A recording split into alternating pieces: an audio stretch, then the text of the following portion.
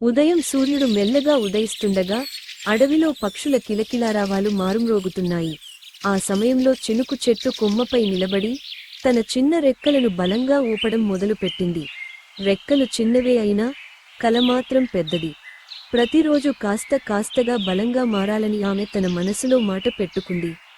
దగ్గరలోనే కుందేలు సంతోషంగా పరిగెత్తుకుంటూ వచ్చింది. చినుకు, నువ్వు తప్పకుండా ఎగరవచ్చు అని ఉత్సాహంగా అంది.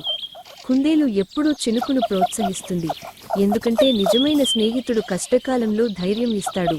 ఆ మాటలు చినుకులో ఒక కొత్త ఉత్సాహాన్ని నింపాయి. అప్పుడే అడవి చివర నుంచి నక్క వచ్చింది. అది చినుకును చూసి కాస్త ఎగతాళిగా నవ్వింది. నీలాంటి చిన్న పక్షి ఎగరగలదా అని ఆమె ధిక్కరించే స్వరంతో అంది. ఆ మాటలు అడవిలో మారుమ్రోగాయి. కొన్ని పక్షులు కూడా నవ్వుకుంటూ చూశాయి. కాని చినుకు వెనుకడుగు వేయలేదు. ఆమె మనసులో ఒక్కటే మాట, ఇవాళ కాదు అయినా ఒకరోజు నేనే ఆకాశాన్ని తాకుతాను. ఆ చిన్న కళ్ళలో ధైర్యం మెరిసింది. నక్క నవ్వులు, ఇతరుల మాటలు ఆమెను ఆపలేకపోయాయి. చినుకు తన రెక్కలను మరింత బలంగా ఊపడం మొదలుపెట్టింది.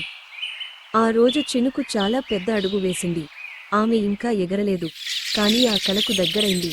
నీతి, ఇతరులు నవ్వినా మన కలల మీద నమ్మకముంటే ఒకరోజు ఆ కల నిజమవుతుంది. నెక్స్ట్ ఎపిసోడ్ కోసం సబ్స్క్రైబ్ చేసుకోండి.